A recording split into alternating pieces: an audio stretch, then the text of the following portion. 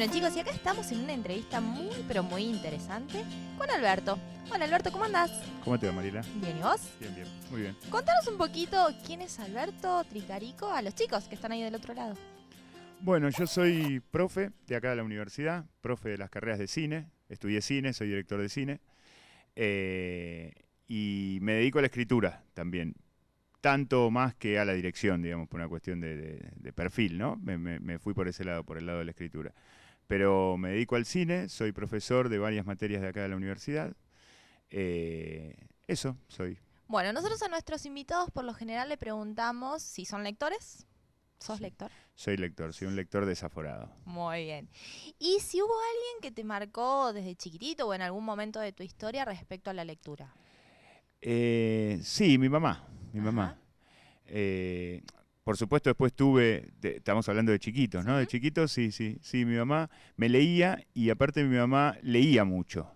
Entonces yo veía, mi papá no era tan lector, o, no era, o por lo menos yo no lo veía tanto leer, se ve que trabajaba mucho, pero mi mamá leía y yo lo veía leer y veía, empecé a entender el tiempo que uno pierde, entre comillas, que en realidad lo gana, leyendo. Horas y horas leía mi mamá, por semana, por decirlo de alguna manera.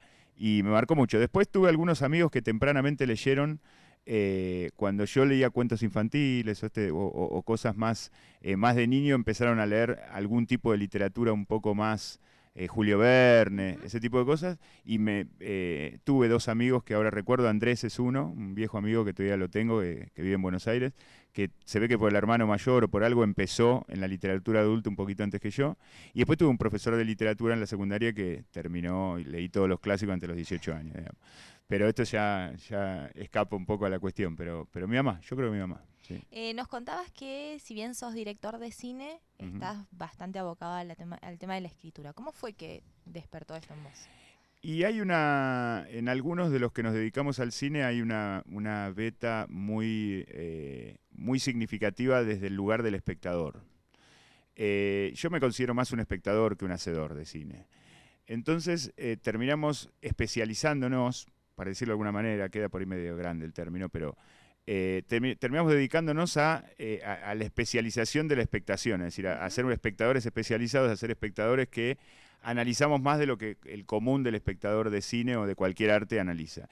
Y la escritura tiene que ver no con cuentos, ni con novelas, ni con ficción, sino con ensayos críticos acerca de, o históricos o teóricos, acerca de diversas cosas del cine. Por ejemplo, este libro que ahora me editó y me publicó la universidad, El cine argentino clásico. Es una Ujú. mirada acerca de la historia de nuestro cine en épocas de 1960 para atrás. Ujú. Pero tiene que ver con eso, con encontrar esa beta. De hecho, yo, si bien soy director y doy clases de dirección y filmo cada tanto, mi perfil tiene más que ver con eso. O sea, yo soy profesor de historia del cine también, profesor de historia del arte, profesor de, o sea, me dedico tanto más a la parte de este lado Ujú. de la pantalla que a lo que pasa a veces Claro, adentro. Ujú. seguro.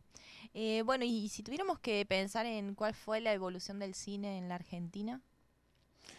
Y habría que hablar más de involución del cine en la ¿Involución? Argentina. Sí, sí.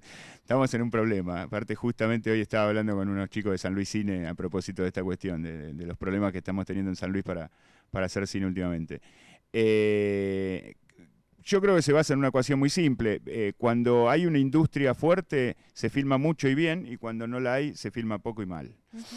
Y aunque a veces cueste creerlo, la cantidad hacia la calidad, porque si hay si se hacen 200, 300, 400 películas por año, va a haber películas buenas Ujú. inevitablemente. Si hacen dos o tres es imposible, o es muy difícil, o es muy azaroso.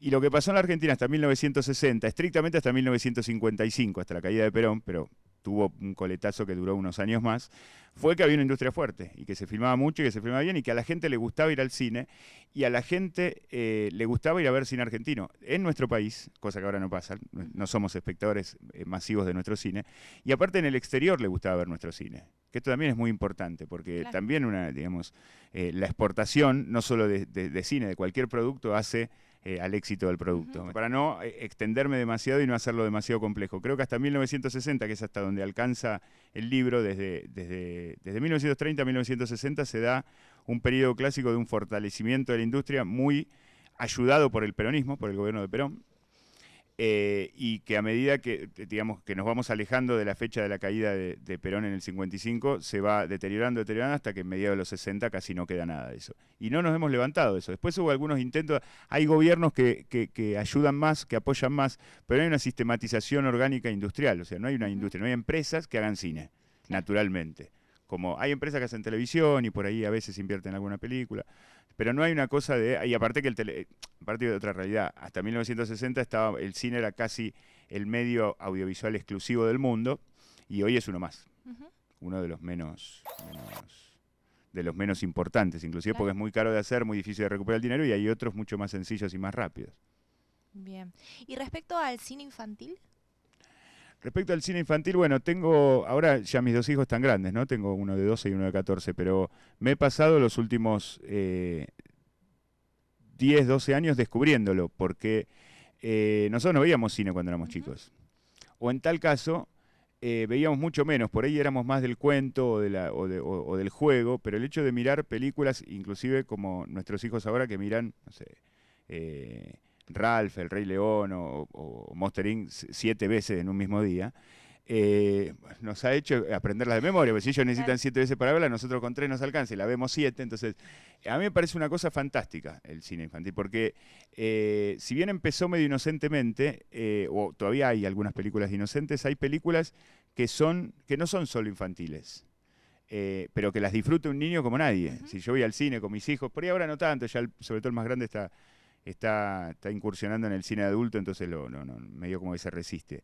Pero he ido mucho, vacaciones de invierno, fines de semana, y les encanta, lo disfrutan mucho, y son películas que podemos ver tranquilamente los grandes. Tengo la sensación de que aquellas viejas películas, pocas, de nuestra época eran tontas, para decirlo rápidamente, y inclusive era hasta una disimulada falta de respeto a los chicos, porque también se los tomaba medio como tontos a los chicos. El otro día hablábamos con Alicia Serrano, ella vino a dar una capacitación acerca de, recorridos lectores y leer para escribir, y empezamos a hablar un poco de cómo surge la literatura infantil, y en realidad tiene que ver con esto, con que antes, la literatura era para adultos, y cuando se empieza a pensar en la persona, niño, ¿sí? En el niño, y aparece la escuela y demás, ahí es donde se empieza a abrir un abanico en la literatura. Y decíamos esto, hoy por hoy uno agarra un libro de literatura infantil y hay algunos guiños que quizá los puede percibir uno adulto porque tiene todo un recorrido y se engancha perfectamente, y lo mismo pasa con los chicos, y yo creo que en el cine pasa esto. Pasa lo mismo. Bueno, mi mujer, Laura Burke, vos la conocés, es escritora de literatura infantil. Y los cuentos de Laura son perfectamente disfrutables para un adulto. Claro. Por ahí hay un tonito, una cosa, esto de lo chiquitito, de lo cosito, que tiene una terminología para que uno se sienta cómodo el nene, como cuando uno le habla a un nene, ¿no? Pero son, yo creo que más o menos lo mismo que con el cine, se pueden disfrutar perfectamente y tiene que ver con esta evolución. Seguro. Nosotros éramos como se nos tomaba un poco más de tontos cuando éramos chicos, no sé, algo así. Aparte los pibes vuelan, son una cosa increíble. Pero sí, para mí es cierto eso de los guiños. Por ejemplo, Shrek, que aparece el gato con botas y demás, Claro. y hay un montón de cosas que uno adulto las el Rey puede León entender, y que quizá para los chicos pasan totalmente desapercibidos, y es un simpático gatito que Claro. aparece. Bueno, el Rey León es el padrino. Es el Ajá. padrino. Es el padrino 1 contado para chicos en sencillo. Es un plagio deliberado, ¿no? Para aquellos que lo pescamos es un plagio deliberado. Pero es una cosa muy interesante. Es decir, la herencia, digamos, la herencia de sangre que tira a volver. Sobre todo la 1, ¿no? La 2 y la 3 también son muy interesantes, pero desde otro lugar, en el caso de Rey León. Pero la 1 es una tragedia griega actualizada por el padrino, puesta en dibujito animado para chicos. Claro. Sí, tal cual. Yo me la devoraba y me gustaba reverla cuando la veía con los chicos. A mí me contaron eso, de que ves muchas veces la misma película y vas viendo qué cosas podés descubrir nuevas. Sí, me gusta. Hace poco hablando con chicos de acá, de la ULP de Audiovisuales, les decía esto, que normalmente de cada 10 películas que miro, las próximas 10 películas que voy a ver van a ser 9 que ya vi y una nueva, seguramente.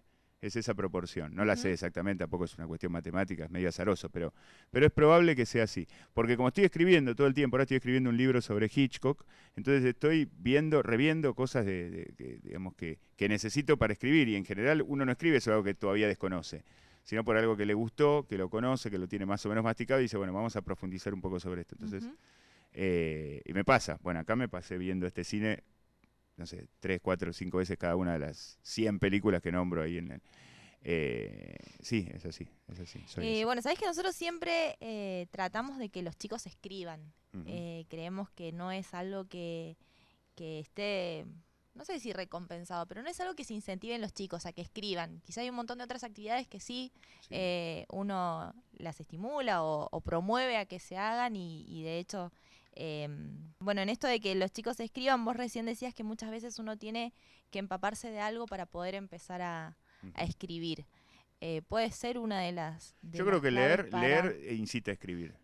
Yo estoy seguro que, porque hay mucha gente como yo que es muy espectadora del cine, que ve mucho las mismas películas, que le gusta cierto cine, que profundiza la mirada, que entrena la mirada y ve cosas que no ve el común de los espectadores. Pero no toda esa gente escribe después. Yo creo que lo que más me fomenta a escribir no es lo que veo, sino lo que leo. Claro. Me parece que la lectura es un medio que fomenta escribir. Todos los que somos lectores de 2, 3, 4, 5, 10 libros por mes, escribimos algo. No podemos escribir, no podemos consumir esa cantidad de literatura o de lo que sea escrito y después no poner nada nuestro en un papel con una virome. Creo que es eso, creo que la forma del incentivo está en eso. Por supuesto que colabora ver una película también, porque despierta la imaginación, o hablar de cosas, o que el abuelito contándote anécdotas. Yo me acuerdo, mi abuelo me contaba cosas que me hacía volar la imaginación, tanto más que los cuentos que me leía mi mamá por ahí. Pero la lectura es... Porque la lectura uno descubre la utilidad del libro, digamos. La utilidad del libro, más allá del formato y de las cuestiones digitales de hoy.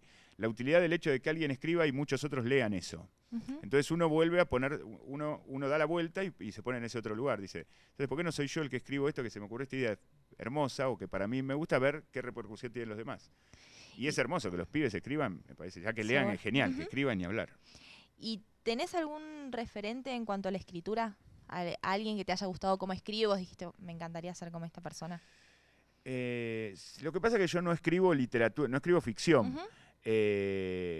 Mi gran escritor es Simenon, Georges Simenon, que es un escritor belga que vivió mucho tiempo en Francia, después en la Segunda Guerra Mundial se fue a Estados Unidos, y que escribía novelas policiales, algunos policiales melodramáticos, así tipo las películas, los policiales de Hollywood de los 40, y que inclusive proveyó decenas de obras al cine, ¿no? Que se fueron adaptando y se fueron haciendo. Es uno de mis preferidos, pero yo no me inspiro en él. Tal vez indirectamente él me inspire, al ver yo al leer yo esas cosas me inspire, y aparte tiene mucho que ver con el cine. Es un tipo que escribe, se nota que le gusta mucho el cine cuando escribe. Entonces hay como un doble apego.